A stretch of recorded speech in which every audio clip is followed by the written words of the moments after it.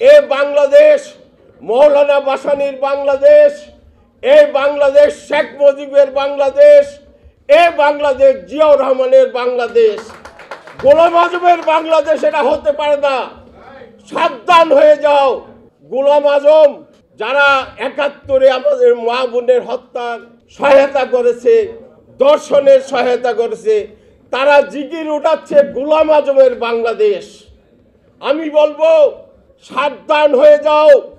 যারা গোলাম আজমের বাংলাদেশের স্বপ্ন দেখছো, সাবধান হয়ে যাও। এই লড়াই সংগ্রামে গণতন্ত্র মঞ্চের ভূমিকা আপনারা জানেন। আমরা রাজপথে সমস্ত ভয়ভীতি উপেক্ষা করে গুলির সামনে মাথা নত না করে আমরা গণতন্ত্র মঞ্চ আন্দোলন সংগ্রাম মাঠে আমরা উপস্থিত ছিলাম। আরো আমাদের সঙ্গে অপরাপর জোট এবং একটি বড় দল তারাও ছিল। তাদের উপস্থিতি আমরা ম্লান করতে চাই না, কিন্তু সেইভাবে তারা সরব ছিলেন না। আমরা গণতন্ত্র মঞ্চের যে ভূমিকা ছিল সেটা আপনারা জানেন, আপনারাই সেটা বিচার করবেন। আমরা এখনো গণতন্ত্র মঞ্চ মাঠে আছি, মাঠে থাকতে হবে আমাদেরকে। আমরা যে ফ্যাসিবাদী শাসন ব্যবস্থার অবসান ঘটিয়েছি, এই ফ্যাসিবাদী শাসন ব্যবস্থার অবসান ঘটানোর পর দেশে নতুন করে আরেকটি ফ্যাসিবাদী শক্তির উত্থান হয়েছে। যারা আপনারা জানেন ওই ৭১ সালে তারা মুক্তিযুদ্ধের বিরোধিতা করেছিল এবং লক্ষ লক্ষ মানুষকে হত্যার সহায়তা করেছিল, লক্ষ লক্ষ মা বোনের দর্শনের সহায়তা করেছিল। সেই শক্তিটি আবার নতুন করে মাথা চারা দিয়ে উঠেছে।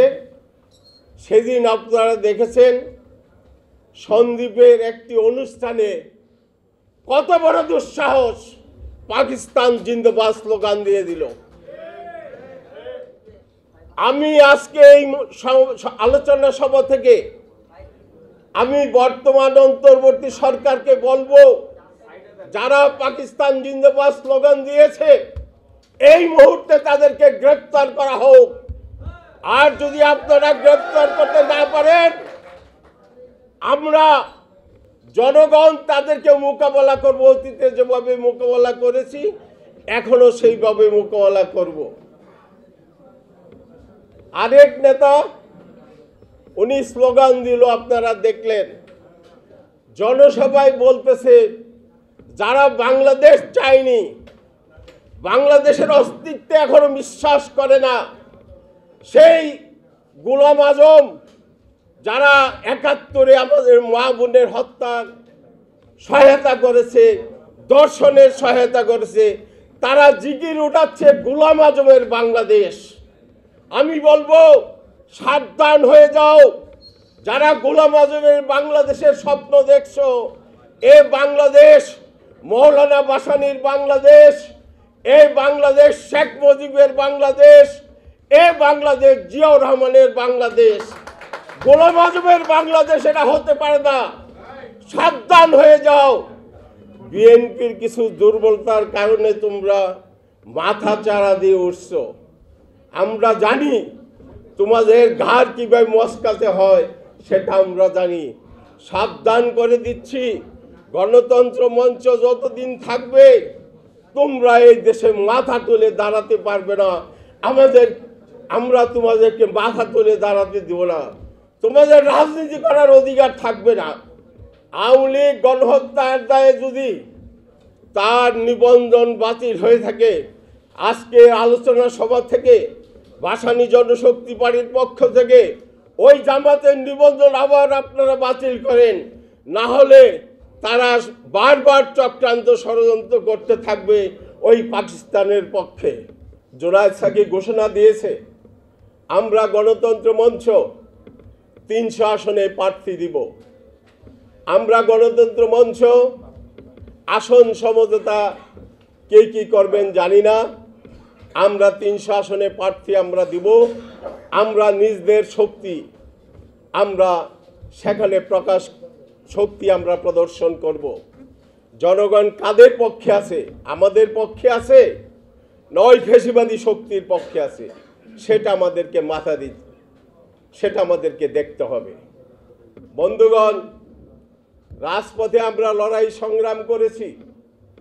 জনাব তারেক রহমান উনি জাতীয় ঐক্যের প্রতীক, ওনার মা অসুস্থ।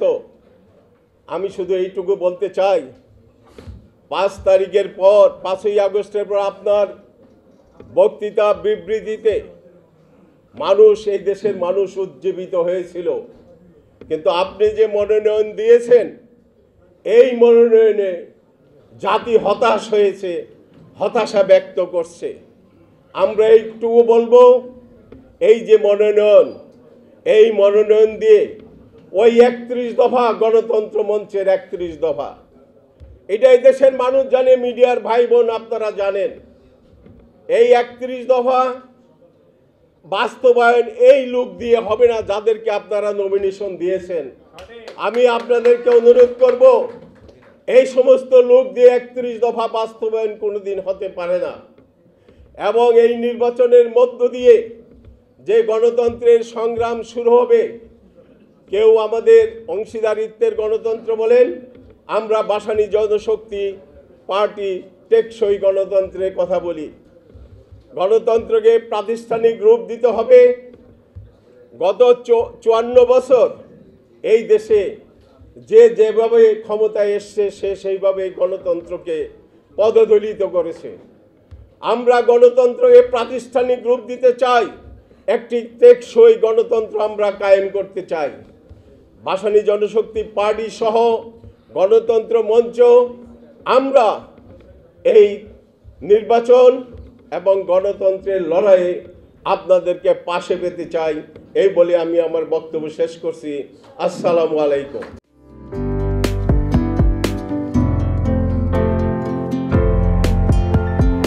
পহেলা জানুয়ারি 2025 ইউটিউব জার্নালিজমের অগ্রদূত changetv.press 6 বছর পেরিয়ে পা রাখল গর্বিত আমি অত্যন্ত আনন্দিত হলাম যে চেঞ্জ টিভি আগামী কয়েকদিনের মধ্যেই 6 বছর পূর্ণ করবে।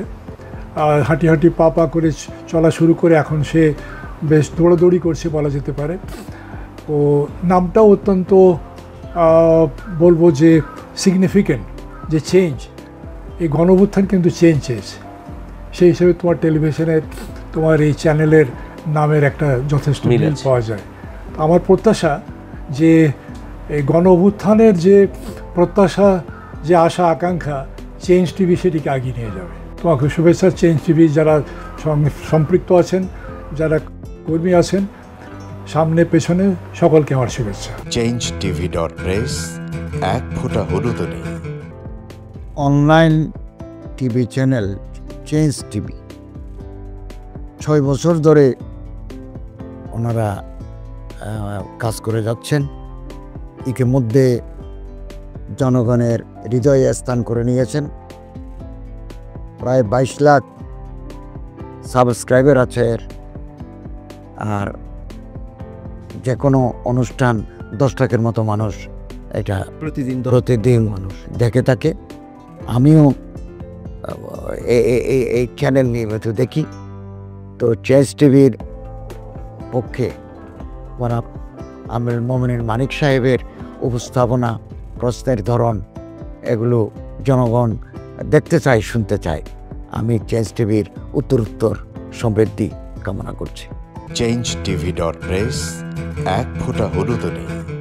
চেঞ্জ টিভি, তো আমি তাদেরকে আমার অসংখ্য শুভেচ্ছা জানাচ্ছি, কারণ তারা যে ভূমিকা রেখেছে এই সময়, একটা কঠিন সময় ছিল, সেটাতে যেমন ভূমিকা রেখেছে, এমনকি 5ই আগস্টের পরে নতুন বাংলাদেশেও তারা তাদের সেই তীক্ষ্ণ একটা সমালোচনামূলক এবং যেটাকে আমি গঠনমূলক বলবো সেরকম একটা ভূমিকা রাখছেন। তো সেক্ষেত্রে আমরা মনে করি যে এই ভূমিকা আমাদের দরকার, আমরা চাই এটা থাকুক এবং আরও যেন সমৃদ্ধ হয়। নতুন বাংলাদেশ নির্মাণে আমরা চাই যে চেঞ্জ টিভি যে সমালোচনাগুলো করছে বা যেগুলো আমরা তুলে ধরছেন সেটা এমন করে করবেন যেন আমরা সেখান থেকে শিখতে পারি এবং সবাই মিলে যেন আমরা নতুন বাংলাদেশকে সত্যিকার অর্থে বৈষম্য বিহীন একটা সমাজ গড়ে তুলতে পারি, সেটা আপনারা সহজ চেষ্টা করুন। changetv.press এক ফোঁটা হলুদ নেই। আগামী জানুয়ারি মাসের 1 তারিখে আপনারা 6 বছর পূর্ণ করতে যাচ্ছেন। আপনাদেরকে শুভেচ্ছা জানাচ্ছি, আন্তরিক ধন্যবাদ জানাচ্ছি। আমি আশা করব চেঞ্জ টিভি অতীতে যে বলিষ্ঠ ভূমিকা পালন করেছে আগামীতেও আপনারা সেই বলিষ্ঠ ভূমিকা পালন করবেন।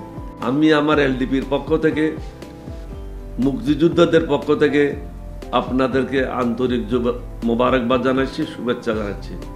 আশা করি দিন দিন আপনারা উন্নতির শিখরে এগিয়ে যাবেন। ধন্যবাদ। changetv.press